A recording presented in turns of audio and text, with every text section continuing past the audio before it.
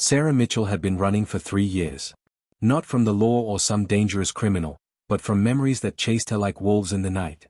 At 28 years old, her eyes carried the weight of someone twice her age. The scars on her arms told stories she refused to speak aloud, and the tremor in her hands betrayed the fear she tried so hard to hide. She had grown up in foster care, bounced between 12 different homes before she turned 18. Each placement brought new disappointments, new reasons not to trust anyone.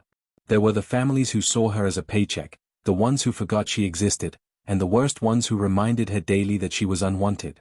By 16, she had learned to keep her bags packed and her heart locked away. Love was a fairy tale for other people, not for girls like her. Her adult life hadn't been kinder. She married young, desperate for the family she never had. But Marcus turned out to be a monster wearing a wedding ring. The first time he hit her, he cried and promised it would never happen again. The second time, he blamed her. By the 100th time, she had stopped counting. She stayed for 2 years, believing his lies that she was worthless, that no one else would ever want her, that she deserved every bruise he painted across her skin. The day she finally left, she had $53 in her pocket and a black eye that wouldn't open. She drove west with no destination in mind, just an overwhelming need to put distance between herself and the life that had almost destroyed her. She worked cash jobs under the table, waitressing in small towns, cleaning hotel rooms, doing anything that didn't require references or questions about her past. She never stayed anywhere longer than a few months. Getting attached meant getting hurt, and she had been hurt enough for one lifetime. That's how she found herself in Rapid City, South Dakota, working the night shift at a truck stop diner. The tips were decent, and the customers mostly left her alone. She rented a room in a rundown motel where the manager didn't care about background checks. It wasn't much, but it was safe, and safety was the only luxury she allowed herself these days. The nightmares still came. Every single night, she would wake up gasping, convinced she heard Marcus's footsteps outside her door or felt his hands around her throat. She kept a knife under her pillow and slept in her clothes in case she needed to run. Trust was a language she had forgotten how to speak. When co-workers invited her out for drinks, she declined. When the cook tried to ask her on a date, she changed her schedule to avoid him. Connection meant vulnerability, and vulnerability meant pain.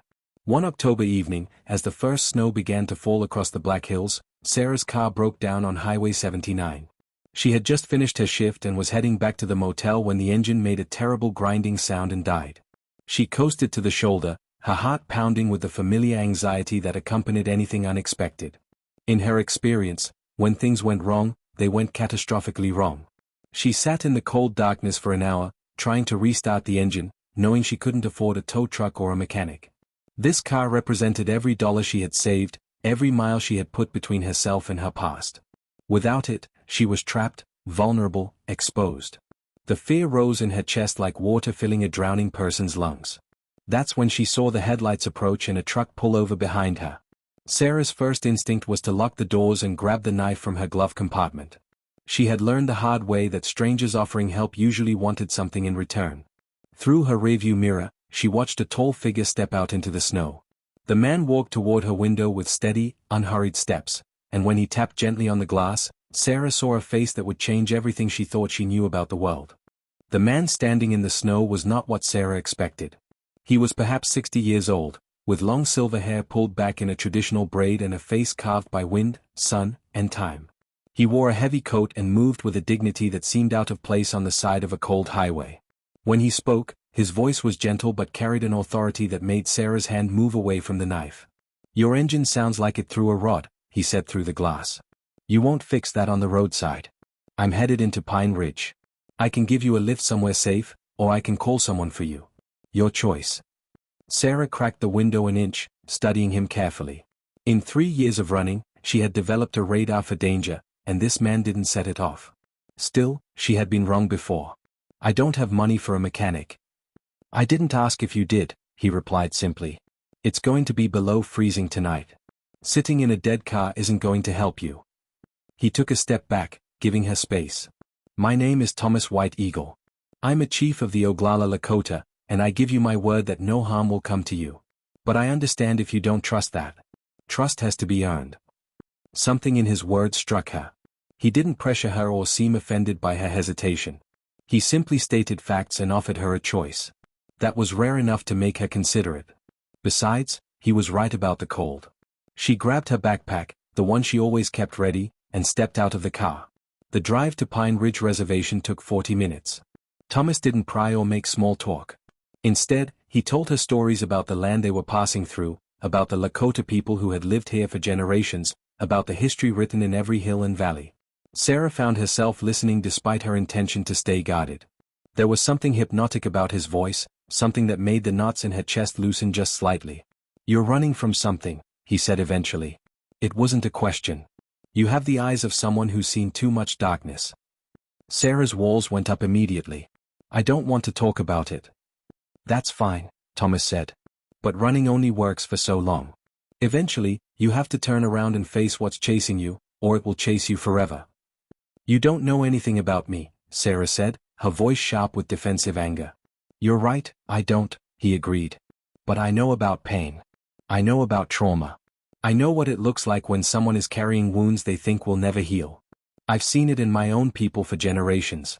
We've been running from our own ghosts for a long time." He pulled up to a small community center on the reservation. Lights glowed warmly from inside, and Sarah could hear the sound of laughter and conversation. "There's a gathering tonight," Thomas explained. "Food, stories, community. You're welcome to join us, get something warm in your belly. Or I can take you to a motel in town. Again, your choice." Sarah sat in the truck, torn between her instinct to isolate and a strange curiosity about this place and these people. "Why are you helping me?" she asked. "You don't know me. I could be anyone." Thomas looked at her with eyes that seemed to see past every wall she had ever built. "Because someone helped me once when I was lost. Because that's what people are supposed to do for each other. Because I see a young woman who's forgotten that she deserves kindness, and I think that's the saddest thing I've seen in a long time." His words hit her like a physical blow. Tears stung her eyes before she could stop them. She hadn't cried in over a year, had trained herself not to feel anything too deeply. But something about this man's simple compassion cracked something open inside her. "I'll come in for a little while," she heard herself say. "Just to get warm." The community center was alive with activity. Families gathered around tables, elders sat in circles telling stories, and children ran between the chairs playing games Sarah didn't recognize. The smell of fry bread and stew filled the air, making her stomach growl. She realized she hadn't eaten since yesterday.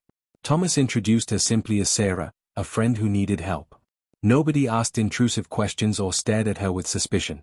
Instead, they welcomed her with the casual acceptance of people who understood that life was hard and everyone needed help sometimes.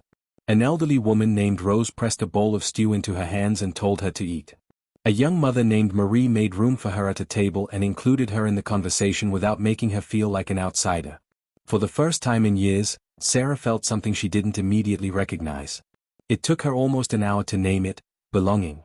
These people didn't know her story, didn't know about Marcus or the foster homes or the years of running. They simply saw someone who needed warmth and food and company, and they provided it without asking for anything in return. Later that evening, as Sarah sat listening to Thomas tell a story about a trickster spirit named Ictomy, she realized that something fundamental had shifted inside her. The walls she had built so carefully were still there, but they had developed cracks, and light was beginning to seep through. Sarah stayed on Pine Ridge Reservation. She told herself it was temporary, just until she saved enough money to fix her car and move on. Thomas helped her find a room with an elderly woman named Grace who needed help around the house in exchange for rent. It wasn't charity, Thomas explained. It was mutual aid, the way communities were supposed to work. Grace was 82 and sharp as a knife. She had survived boarding schools, poverty, discrimination, and the loss of her husband and 2 of her children. Yet somehow, she had retained a warmth and humor that Sarah found baffling. How did someone endure that much pain and still wake up smiling? "You think you're the only one who's been broken?" Grace asked one morning when she caught Sarah staring at her scars. The old woman's arms bore the marks of cigarette burns from her boarding school days, punishments for speaking Lakota. "Everyone's been broken, girl. The question is whether you stay broken or whether you let yourself be put back together." "Some things can't be fixed," Sarah said quietly. "Maybe not fixed," Grace agreed. "But they can be healed. There's a difference. Fixed means making it like it never happened. Healed means learning to live with what happened and not letting it poison everything else." Sarah began working at the community center, helping with meals and organizing supplies. It gave her something to do and a reason to be around other people. Thomas was there often, not as someone hovering or checking up on her, but as a steady presence. He taught cultural classes, mediated disputes, and seemed to know everyone's name and story. One evening, he invited Sarah to a talking circle. "It's a safe space," he explained. "People share what's on their hearts. You don't have to say anything if you don't want to. Just listen." She almost said no. The idea of sitting in a circle while people shared their pain sounded like torture. But something in Thomas's eyes made her agree. She had learned that he never pushed without reason, never suggested something unless he believed it would help. The circle met in a small room warmed by a wood stove. About 12 people attended, ranging from teenagers to elders. They passed around a talking stick, a carved piece of wood decorated with feathers and beads. Whoever held it had the floor, and everyone else listened without interruption or judgment. Sarah heard stories that shattered her assumptions about suffering. A young man talked about his brother's suicide and his own battle with addiction. A middle-aged woman described surviving sexual assault at a boarding school and her journey toward forgiveness. An elder spoke about the massacre at Wounded Knee and how the trauma had echoed through generations of his family. Each story was different, but they all shared a common thread: pain that had been faced instead of buried, wounds that had been acknowledged instead of hidden, and a slow, difficult path toward healing that none of them walked alone. When the talking stick came to Sarah, her hands shook. She could pass it on. Nobody would force her to speak. But as she held the smooth wood in her palms, she felt something rise up in her throat, words that had been trapped for so long they had turned toxic. "My name is Sarah Mitchell," she began, her voice barely above a whisper. "And I don't know how to stop being afraid." The words came slowly at first, then faster, like a dam breaking. She told them about Marcus, about the beatings and the threats and the night she finally ran. She told them about the foster homes and the feeling of never being wanted. She told them about the nightmares and the knife under her pillow and the way she flinched whenever someone moved too quickly. She told them everything, and they listened without judgment or pity. They simply heard her, witnessed her pain, and held space for it. When she finished, she was crying so hard she could barely breathe. Thomas handed her a box of tissues, and Rose, the elderly woman who had given her stew that first night, reached over and held her hand. "You survived," Rose said simply. "That took courage. Now comes the harder part. Learning to live again, not just survive." Over the following weeks, Sarah continued attending the talking circle. She also began meeting with Maria, a counselor who worked with trauma survivors on the reservation. Maria had degrees from universities back east, but she also understood traditional healing practices. She combined both approaches in a way that made sense to Sarah. "Trauma lives in the body," Maria explained during one of their sessions. "You can't just think your way out of it. You have to help your nervous system understand that you're safe now, that the danger has passed." They did breathing exercises and grounding techniques. Maria taught her to recognize when she was having a flashback versus experiencing actual danger. They talked about Marcus, about the foster homes, about all the ways Sarah had learned to disconnect from herself in order to survive. "You did what you had to do," Maria told her. "Shutting down your emotions kept you alive. But now you're safe, and those old survival strategies are getting in the way of living. It's time to learn new ones." Thomas also introduced her to traditional ceremonies. A sweat lodge for purification, smudging with sage to clear negative energy, and pipe ceremonies that connected her to something larger than herself. Sarah approached these practices with skepticism at first. She had never been religious and didn't believe in anything she couldn't see. But Thomas explained it differently. "It's not about belief," he said. "It's about practice.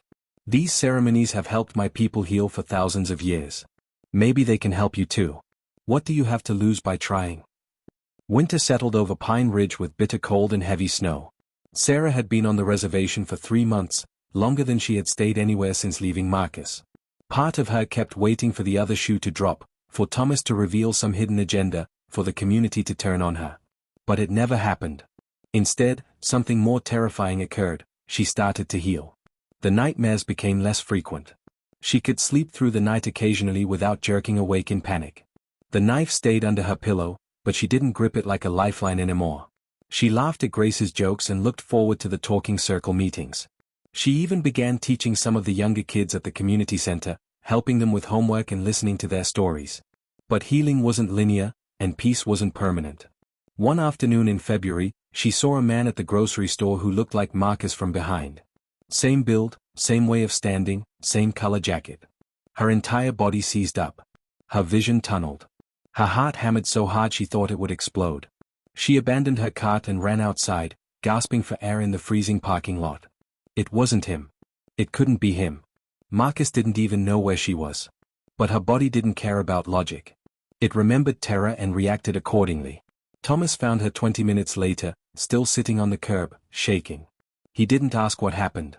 He simply sat down beside her and waited until she could breathe normally again. "I thought I was getting better," she said, her voice hollow. "I thought I was healing.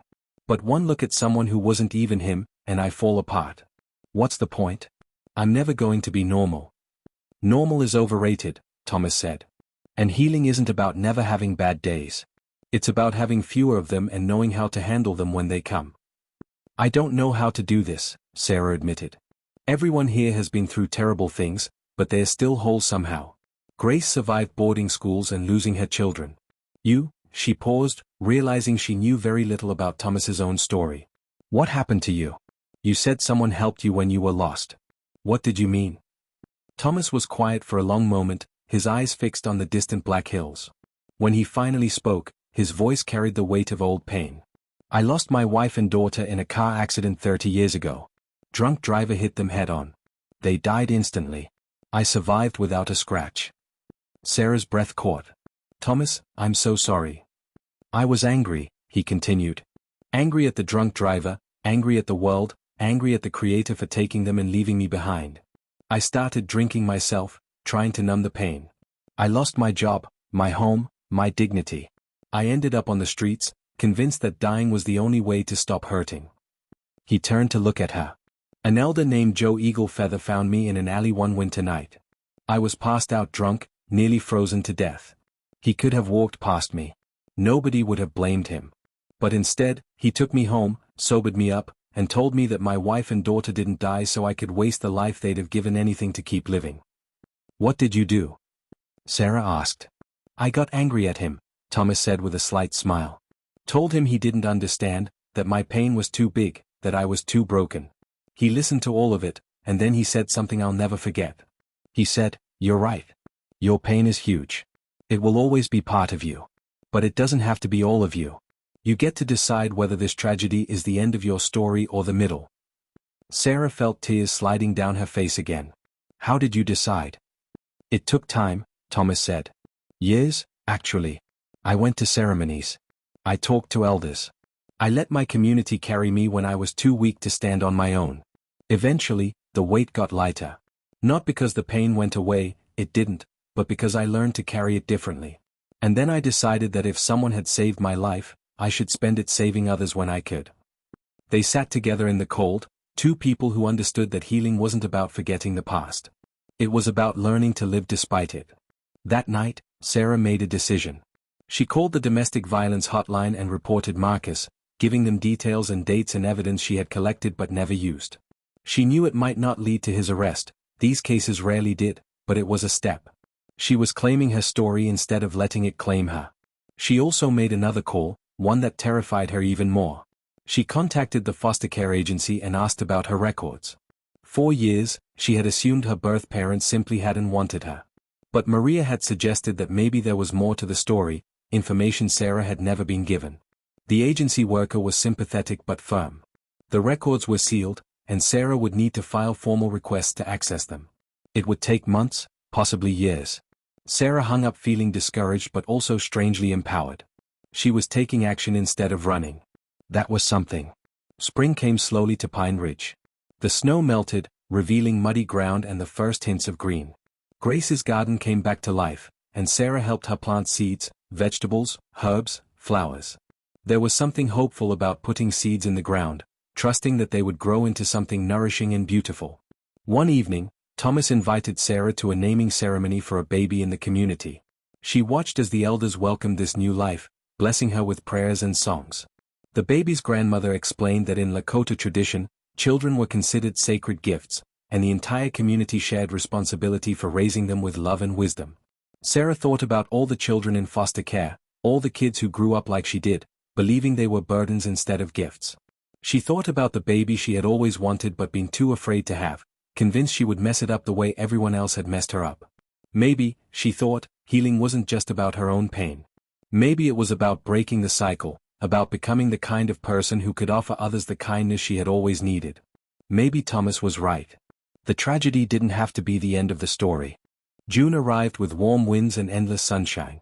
Sarah had been on Pine Ridge for 8 months, and for the first time since leaving Marcus, she stopped looking for reasons to leave. Her car had been fixed months ago, sitting ready in Grace's driveway. She could go anywhere. But she stayed. Thomas had become more than a mentor. He was the father figure she had never had, the person who believed in her even when she didn't believe in herself. They met for coffee every week, and he continued teaching her about Lakota culture, about resilience and community and the long view of healing. You know what I've learned? Sarah told him one morning. Healing isn't something you achieve and then you're done. It's something you practice every day. Now you're getting wise, Thomas said with approval. The wound might always be tender, but you learn to live around it. You build a life that's bigger than the hurt. Sarah had done exactly that. She was now working full-time at the community center, coordinating programs for at-risk youth. She used her own experiences to connect with kids who were struggling, who felt unwanted, who were angry at a world that had failed them. She couldn't save everyone, but she could show up and care, and sometimes that made all the difference. One afternoon, a 15-year-old girl named Kyla came into Sarah's office. She had bruises on her arms and terror in her eyes. Sarah recognized that look immediately. She had worn it herself not so long ago. I need help, Kyla whispered. My mom's boyfriend, her voice broke. Sarah's heart shattered and rebuilt itself in the same moment. This was why she had stayed. This was why she had done the hard work of healing. So she could be here for this girl in this moment. You're safe now, Sarah said firmly. We're going to take care of you. You're not alone. She called the tribal police and social services. She stayed with Kyla through the interviews and the medical examination. She held her hand when the girl broke down sobbing, convinced that she had done something wrong, that she was dirty and ruined. Listen to me, Sarah said fiercely. None of this is your fault. You survived, and that makes you strong. What happens next is up to you, but whatever you decide, I'm here. We all are. You have a whole community ready to help you. In Kyla's eyes, Sarah saw her own reflection from 8 months ago, scared, broken, certain that trust was impossible. But she also saw something else, a tiny spark of hope that maybe, just maybe, there were people in the world who would help without hurting. Working with Kyla and other kids like her gave Sarah purpose. She enrolled in online classes to get her degree in social work. Grace teased her about becoming a college student at 29, but Sarah didn't care. She had found her calling. Thomas taught her that in Lakota culture, experiencing pain and trauma could be a source of wisdom and strength if you chose to use it that way. The elders who had survived the most were often the best healers because they understood suffering from the inside. Sarah was becoming that kind of healer. In August, Sarah received a letter from the foster care agency. After months of paperwork and waiting, they had unsealed some of her records. She opened the envelope with shaking hands, Thomas sitting beside her for support. The truth was complicated and painful. Her mother had been 17, homeless, and addicted to drugs. She had left Sarah at a hospital hoping the baby would have a better life than she could provide. There was a note, written in shaky handwriting, I love you. I'm sorry I can't be what you need. Please grow up happy. Sarah cried for the teenage girl who had made an impossible choice. She cried for the baby who had spent her life believing she was unwanted. She cried for all the years of anger and hurt based on a misunderstanding. Her mother hadn't abandoned her out of cruelty. She had given her up out of love. Does this change anything? Thomas asked gently. Sarah thought about it. Yes and no. It doesn't erase the pain of growing up in foster care. But it helps me understand. She did the best she could with what she had. That's all any of us can do. The following month, the community held a ceremony to honor Sarah's journey. It wasn't something she had asked for, but Thomas explained that witnessing transformation was important, that it gave hope to others who were struggling. They gathered in a circle under the stars. Elders spoke about resilience and the power of community. Friends shared stories about how Sarah had helped them. Grace presented her with a star quilt, each point representing a different aspect of her journey. When it was Thomas's turn to speak, he stood and faced Sarah with tears in his eyes.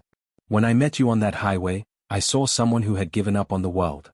Someone who believed she was too broken to be fixed. But I also saw strength, even if you couldn't see it yourself.